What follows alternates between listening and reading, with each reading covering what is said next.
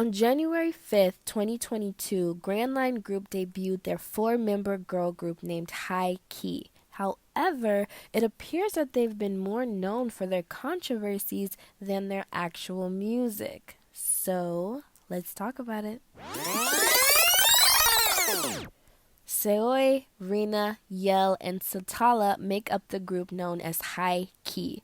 According to K-Pop Wiki, Grand Line Group, aka GLG, which is the new sub-label of Grand Line Entertainment, was inspired by the phrase high key to create a girl group that emphasizes healthy beauty and confidence. Considering their breakout debut single, Athletic Girl, I'd say they showcase those elements like really good.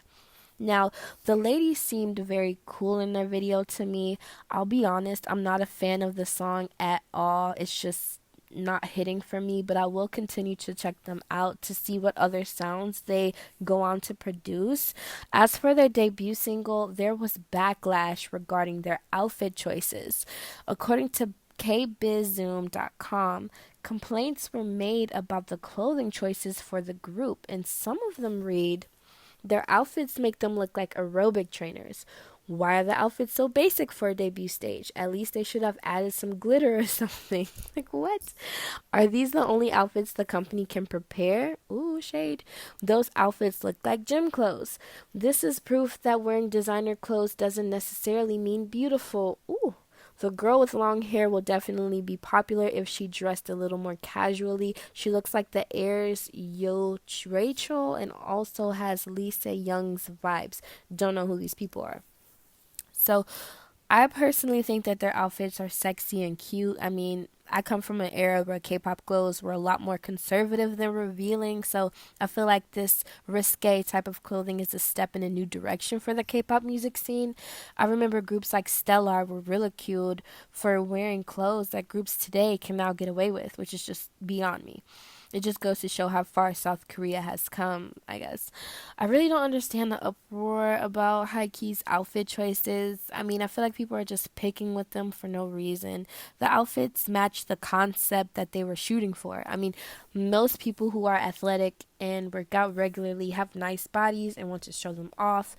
Plus, athleisure wear is actually really taking off in the clothing department, so I don't get how people can hate on these clothes. I mean, sometimes you guys just hold idols to these high expectations that are just purely like unnecessary. So, the girls had a press conference stating that the clothes are meant to represent the message of their song, and they pretty much defended their choices for going with that style. And I'm proud of them for speaking up and like standing up for themselves. Like I said, I see nothing wrong with these outfits. They look so adorable to me. Really quick, let's read some of you guys' comments on this particular situation. So one person says, "The song is literally called Athletic Girl. This is really netizens starting drama over nothing," which is true. Somebody else says, "I know, right? LOL. Also, why does everything have to be flashy? Are they on a catwalk? For me, the music and talent matters more." And I have to agree with this comment. Like, what they wear shouldn't matter as much as what type of sound they're presenting, like their talents and everything. Can they dance? Can they sing? You know, like that's what matters. Like, can they rap? Like, that's what we should be paying attention to. Someone else says, "Does it really matter so much? It's still super expensive, my dudes." Exactly. Another one says, "The outfits are selected by the concept of the debut song. It won't necessarily be the concept officially of the group. But if so, why do they talk so much? Did they want them to dress like schoolgirls or something? If they want more expensive clothes, support the group. It's simple. They aren't from YG, JYP, or any other agency with a large amount of money. They are from a small company that just got created in 2021. You can see the effort of the agency in making a good music video and debut for the girls. I thought that the controversy would be about the clothes, perhaps as it happened with Ives YG with the bra over her top, where a minor is placed in clothes that may not be considered appropriate for the Korean audience. But almost all the members are adults, and the maknae wears a rather covered outfit, so what's the problem? If you don't like a concept like this, or you don't want to stand in another group, just ignore them and focus on your favorites. Personally, I didn't find the lyrics that captivating, same, but the voices of the girls, especially Sitala, have a rather striking tone of voice. I don't know why, but they remind me of Exit, maybe because of the slightly more mature concept compared to many girl crush in the fourth generation. I love that comment. That's pretty interesting, and I completely agree with that. So let's talk about um, more like what you guys think. Well, I guess we just talked about what you guys thought. Well, I guess what I'm trying to say is I'm glad that a lot of you guys had the same opinions that I was thinking. Again, like that last comment was pretty cool, and it definitely went along with what like my lines of thinking, because I'm like, am I the only one who thought that these outfits made sense? Gladly not. So that's really good. Okay, now we're gonna move on. We're going to talk about the controversy that H1-KEY experienced before they even debuted. But before we get into that, we first need to take a quick history lesson on the political climate of Thailand in 2013 and 2014. Now, a coup d'etat was enacted when the Royal Thai Armed Forces overthrew the prime minister, thus creating a military junta, according to Wiki. Now, this was a big deal during the time because for the next 6 months, there were protests, public unrest, and even injuries that led to many deaths.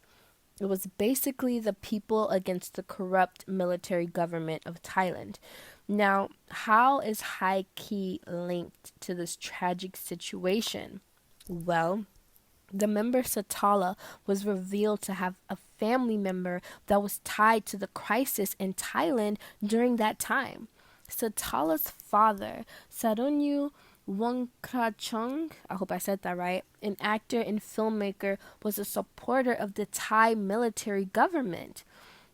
He was a supporter of the Thai military government and the People's Democratic Reform Committee, which directly supported the people who enacted the crisis in the first place. So basically, Sitala's father was a fan of the not so great guys. Now, Sarunyu even went as far as to produce and release a propaganda film that supported the Thai military government, according to NME.com. Once the news of Sitala's debut broke in the K-pop scene, once H1-KEY, once their information was released, netizens were not happy about it at all. They even went as far as to cite a profile bio that the idol created in regards to her father being her role model. And this is what some of you had to say about Sitala. She is totally part of it all. Why is she has such a privilege to be an artist in a democratic country after ruining our freedom and rights? Wow, that is very profound. So this person is saying, like, why does she have rights that she she's possibly supported to diminish in her own country? And that's really sad. Another person says, this case isn't just about cancel culture. It's about realizing the ignorance of this girl. I am proud to be a fighter like me father, she said, while not realizing that because of her father and those in power like her father were the ones that robbed the dreams of many hopeful teenagers in Thailand. If it was only her dad that supported the coup, then I don't agree that we should cancel her, since I believe that daughters and fathers are allowed to have separate ideologies. But this case shows how she lacks critical thinking of her own. It shows that she is unwilling to step out of her confines of privilege that her father built upon the suffering of others. She joined protests that supported the coup, a coup that furthered the failing of Thai education and prevented many teenagers to achieve their dream. However, she doesn't seem to be bearing the consequences of her actions, but now decides to go thrive at another country. How convenient of her to do so when many are suffering from the actions of her father. She has no remorse and no critical thinking. That is very sad.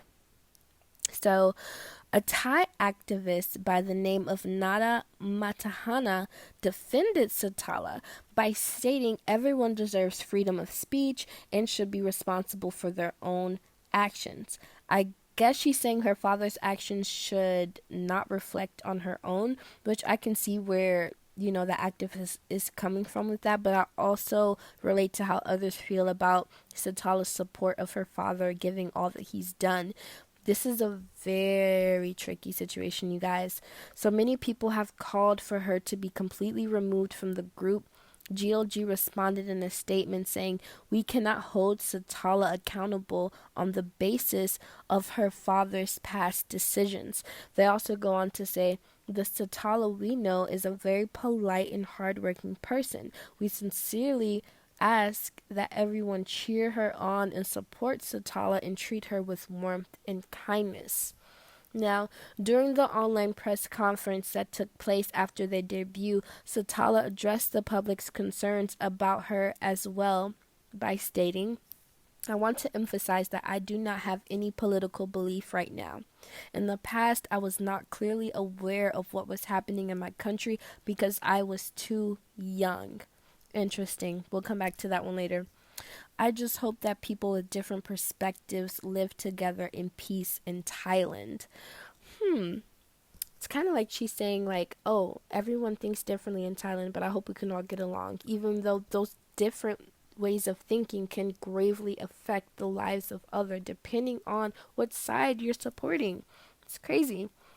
So, like, what do you guys think of all of this? First of all, how do you feel about the outfits? Like, are they appropriate for a debut or not?